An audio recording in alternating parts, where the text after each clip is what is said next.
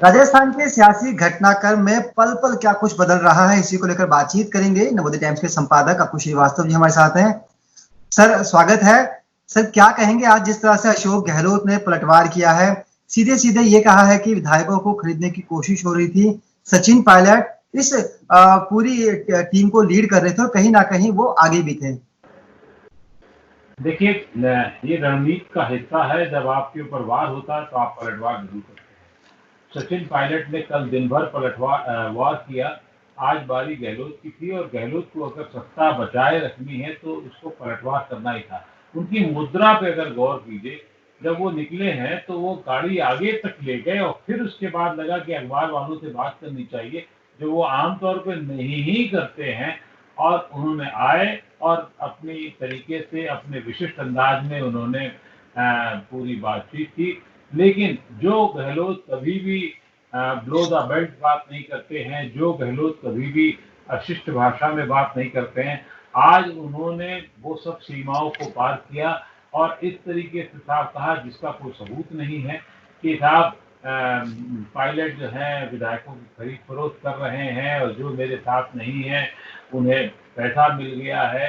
यानी कि वो पायलट के साथ साथ उन विधायकों भी पूरा पूरा घींच लिया कि जो उनके साथ अशोक गहलोत के साथ नहीं है, वो सब कांग्रेस विरोधी हैं, पार्टी विरोधी हैं।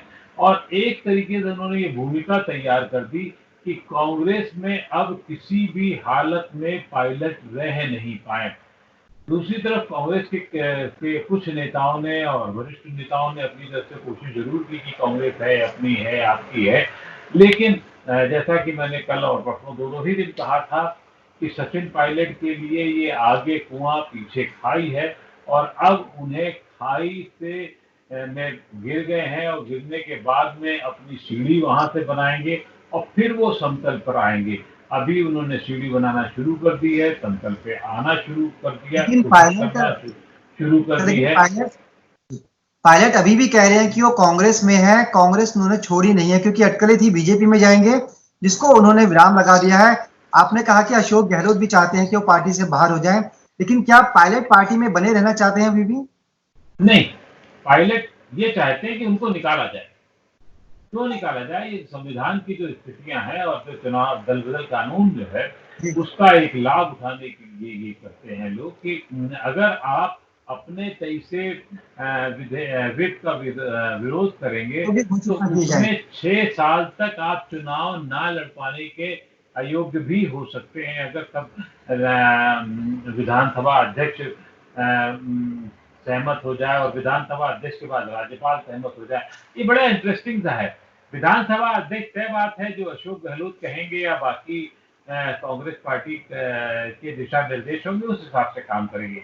वहां पर जो राज्यपाल हैं वो तय है कि वो भारतीय जनता पार्टी के नियुक्त किए हुए, तो वो कहीं ना कहीं अड़ंगा लगा सकते हैं। वैसे राज्यपाल का पद जो है संवैधानिक पद होता है, वो अड़ंगे की बात हमें नहीं करनी चाहिए। लेकिन ये अब तक की राजनीति में होता आया है कि राज्यपाल बहुत बड़ी भूमिका निभाते रहे हैं पद को दिलाने और हटाने में।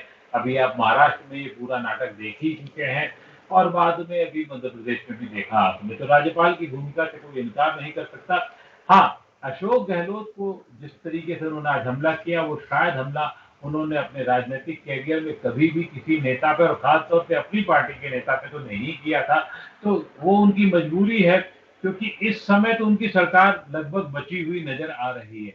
अब अशोक गहलोत का काम ये होगा कि वो उनके सचिन पायलट के साथ जो विधायक हैं उनको किसी तरीके से अपने पाले में ले आए। क्यों ले आए? क्योंकि अभी विधानसभा के चुनाव अभी कुछ ही 1.5 साल से ज्यादा हुआ वक्त है और अभी बहुत लंबा समय 3+ साल जो है अभी बाकी हैं। तो ऐसी स्थिति में कोई भी विधायक, सामान्य विधायक नहीं चाहेगा, हाँ विद्रोही विधायक और मैं तुम्हारे लिए जान लुटा दूंगा वाला टाइप विधायक जो है वो निश्चित रूप से ये चाहेंगे कि वो सचिन गहलोत के साथ रहें। क्यों? क्योंकि सचिन गहलोत के पास में इस समय एक बड़ी ताकत है, उनके जिस वर्ग से आते हैं उसकी ताकत है और एंटी इस्टेब्लिशमेंट इधर बहुत सारा, एंटी इस्टेब्लिशमेंट का बहुत सारा बोझ अशोक गहलोत ने इकट्ठा कर रखा है, उसकी ताकत उनके पास में है। प्लस भारतीय जनता पार्टी की ताकत तो है ही उनके पास में। अशोक गहलोत की आपने बात कही, लेकिन अगर हम सचिन पायलट की बात करते हैं, उनके साथ जो बाकी बागी विधायक है उनकी बात करते हैं, तो उनको तो नोटिस थमा दिया गया है। 48 घंटे का वक्त दिया गया है विधानसभा के द्वारा। राजस्थान विधानसभा अध्यक्ष ने इनको लेटर दे दिया है। शुक्रवार तक उनको अपनी स्थिति साफ करनी होगी कि वो किस तरफ है। अगर वो पार्टी में रहते हैं तो फिर उनको सामने आना पड़ेगा। और जिस तरह से दिन भर अशोक गहलोत ने लगातार उन पर बयानबाजी की है, ये कहा कि अच्छी अंग्रेजी बोल लेना, बाइट दे देना, ये बहुत ज्यादा मायने नहीं है। ऐसे में लगता है कि अगले 48 घंटे भी बेहद इंटरेस्टिंग होंगे। अगले 48 घंटे क्यों? सचिन पायलट और उनके साथी अभी लगभग फैसला कर चुके होंगे कि उन्होंने क्या करना है, लेकिन उसमें से कुछ निश्चित रूप से मेरा मानना है अशोक गहलोत के पाले में जा सकते हैं। जाएंगे नहीं जाएंगे ये नहीं कहा जा सकता, क्योंकि अभी मैंने जैसे कहा कि एक लंबा समय बाकी है और जो भी विधायक जाएंगे उनको एक पद मिलना जरूरी होगा। तो आदमी और आजकल के राजनेता सत्ता काहे के लिए पाते हैं? पद के लिए पाते हैं, वो पद मिल जाएगा उनको। तो अशोक गहलोत इस समय अब उनकी रणनीतिक कौशल देखना होगा कि क्या वो सचिन पायलट के आदमियों को या साथी विधायकों को तोड़ पाते हैं कि नहीं तोड़ पाते हैं। जहां तक 48 घंटे का मामला है, ये सब पहले ही से तय हो चुका है और 48 घंटे के बाद की भी पृष्ठभूमि लगभग लिखी जा चुकी होगी कि विधानसभा अध्यक्ष क्या करेंगे और कैसे विप के उल्लंघन के मामले में इनको आया जाएगा। फिर 6 साल की अधिकतम बंधन है उनके ऊपर, वो भी शायद लागू किया जाए ताकि उनको ये विधायकों को डर दिखाया जाएगा कि तुम ये चुनाव ही नहीं अगला चुनाव भी नहीं लड़ पाओगे।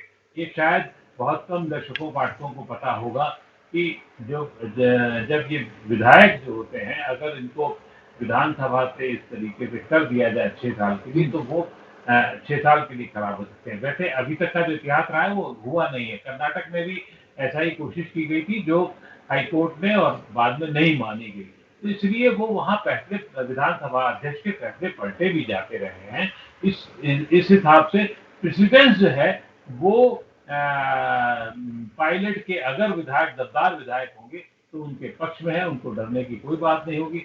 लेकिन जो डरपोक होंगे तो निश्चित रूप से वो अशोक गहलोत के साथ हो जाएंगे। एक जो बड़ा इंटरेस्टिंग है, क्योंकि राजस्थान की सरकार, राजस्थान में जो है सचिन पायलट जिस वर्ग से आते हैं उसको सत्ता मिलने का पहली बार मौका मिलने वाला था।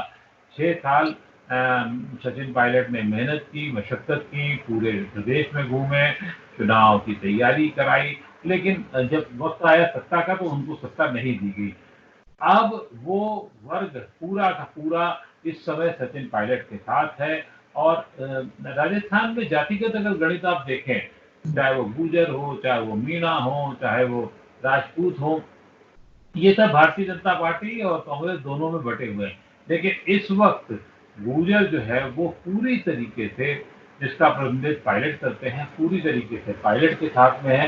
पायलट के हर कदम की वो के पीछे है। आगे क्या कर पाते हैं ये देखना होगा, क्योंकि उनको ये लगता है कि पायलट के साल 6 महीने की लड़ाई से अगर उनको सत्ता मिल सकती है तो निश्चित रूप से वो उनके पीछे आना चाहेंगे। लेकिन पायलट का रास्ता उतना आसान है नहीं। अभी कांग्रेस में लड़ाई लड़ेंगे, अपना संगठन बनाएंगे, अपने आगे जाएंगे और भारतीय जनता पार्टी भले ही उनके पीछे से साथ दे, लेकिन कैसे ये संभव होगा कि भारतीय जनता पार्टी या वसुंधरा राजे के रहते हुए कैसे उनको सत्ता देने की बात कर सकती है? उन्हें को सब कुछ हो सकता है, लेकिन ये वसुंधरा राजे हैं, ये हमें नहीं भूलना चाहिए। वसुंधरा राजे हमेशा की तरीके से बहुत जिद्दी रही हैं। पिछले दिनों, जैसे कि कल भी मैंने आपको बताया था कि जब इनको उपाध्यक्ष का पद, राष्ट्रीय उपाध्यक्ष का पद दिया था तो उन्होंने साफ मना कर दिया था और वो जयपुर में ही बैठी रही थी। तो इसलिए भारतीय जनता पार्टी में भी सचिन पायलट के कोई बहुत बड़ा स्वागत की तैयारी है ऐसा नहीं मुझे लगता। लेकिन हालात बदल भी सकते हैं, चीजें बदल भी सकती हैं, केंद्रीय नेतृत्व को दबाव भी डाल सकता है। इस समय भारतीय जनता पार्टी की ऊपर है चीजें, तो बहुत कुछ आगे उसी हिसाब से चल रही। एक आखिरी सवाल, बीएसपी भी कहीं ना कहीं राजस्थान की पॉलिटिक्स में अब फिर से इंटरेस्ट दिखा रही है। 6 विधायक थे बसपा के जो बाद में कांग्रेस में शामिल हो गए थे। तो खबर यह है कि बीएसपी कोर्ट का दरवाजा खटखटाने का मूड बना रही है इस मामले पर, वो भी दरबदर कानून का हवाला दे रही है। देखिए बीएसपी हो, बीपीटी हो, ट्राइबल पार्टी जो उनकी है वो है, ये सब वही करेंगे जहां सत्ता की मजबूती होगी। बीएसपी को बहुत सत्ता का स्वाद बहुत बड़े लेवल पे जो मिलना था वो मिला नहीं, तो निश्चित रूप से वो वहां से हटना चाहते हैं। और अगर लग रहा हो, जब उनको ये लगेगा कि अब गहलोत जो है वो कमजोर हो रहे हैं, तो वो गहलोत का पाला बदल के इधर आ जाएंगे।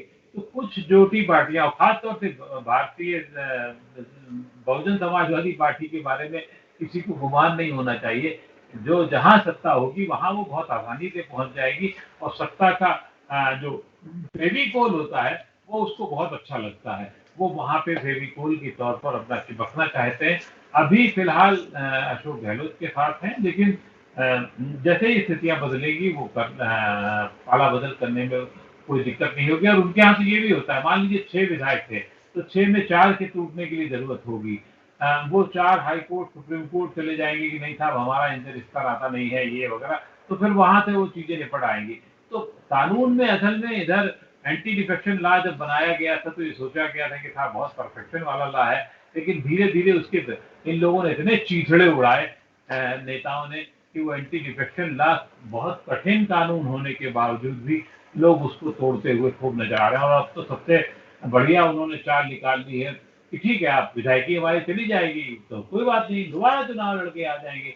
क्योंकि अभी तक की प्रेसिडेंस ये है कि कर्नाटक में और बाकी जगह भी कि जो विधायक जहां से होता है वो दोबारा फिर चुनाव लड़ने योग्य बना रहता है। योग्य बना रहता है मतलब ये कि जो प्रतिबद्ध एंटी डिफेक्शन लॉ के अंतर्गत और लगाए गए थे वो उसमें लागू नहीं हो पाते हैं।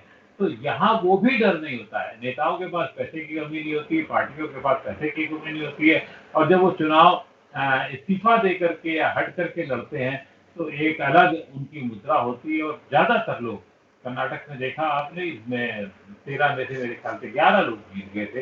तो ये एक सिलसिला चलता रहता है। चलिए सर, बहुत बहुत शुक्रिया, आपने बताया आज के राजस्थान के सियासी घटनाक्रम को लेकर, और ये भी बताया कि सचिन पायलट के सामने अब किस तरह की चुनौतियां हैं। बहुत बहुत धन्यवाद सर, आपका शुक्रिया।